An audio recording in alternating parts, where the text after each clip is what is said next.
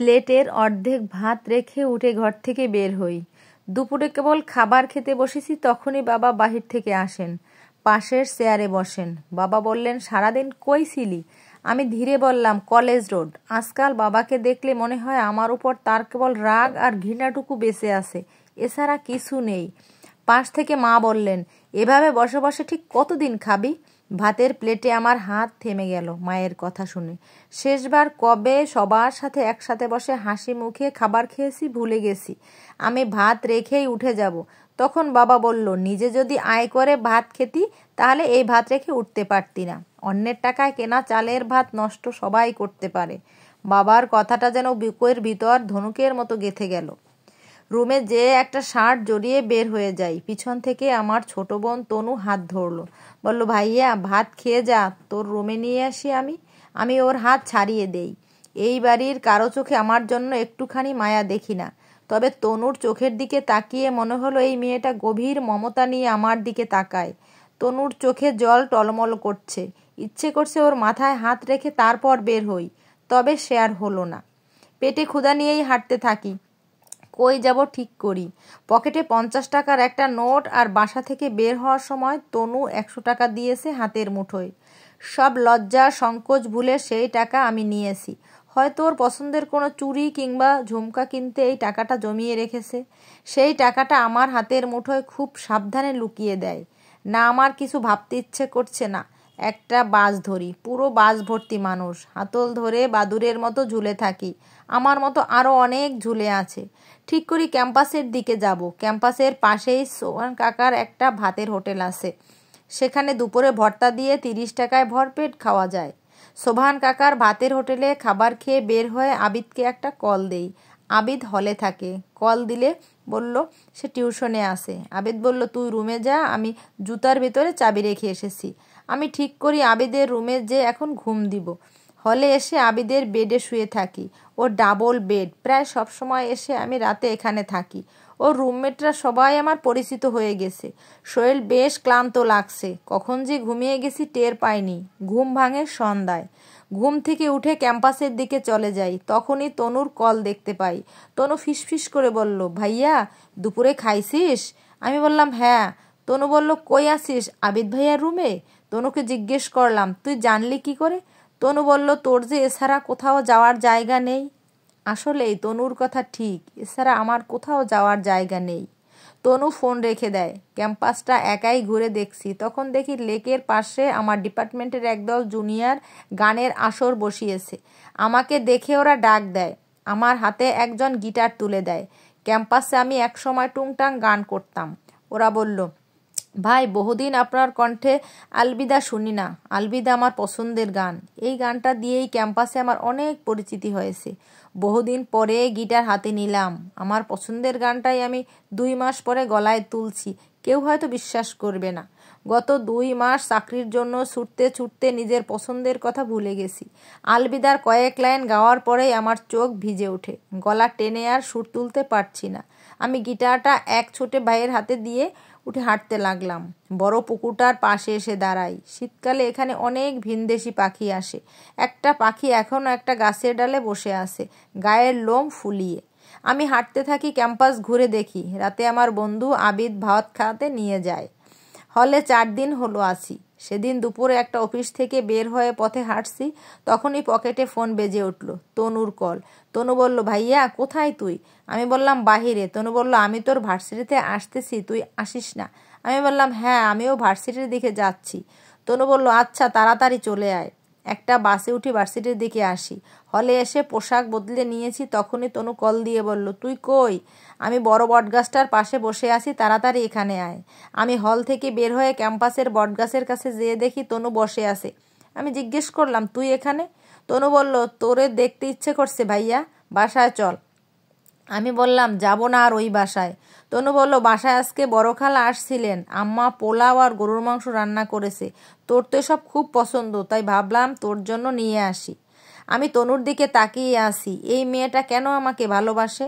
আমি যে একজন ব্যর্থ ভাই, কখনো ওকে কিছুই দিতে পারিনি। আমার চোখটা যেন জ্বালাপোড়া করছে, বুঝতে পারছি না। তনুকে জিজ্ঞেস করলাম, তুই খেয়েছিস?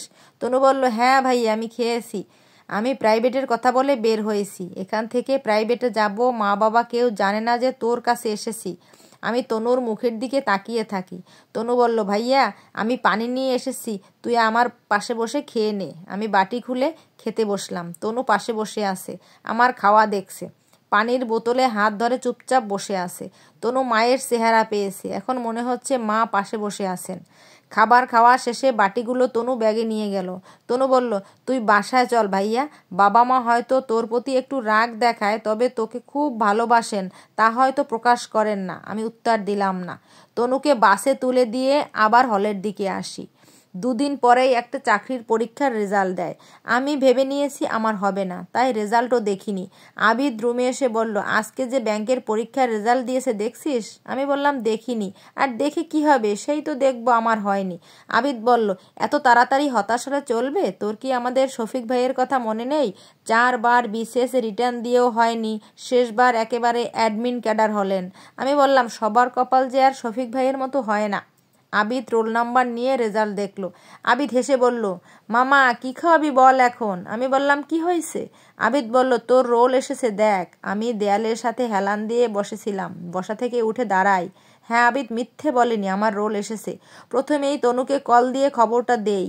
বাবা মাকে কিছু বলবার সাহস আমার নেই, তনু হয়তো খবরটা বলবে। চাকরিতে যোগ দেওয়ার 1 মাস পরে বাসায় ফিরি।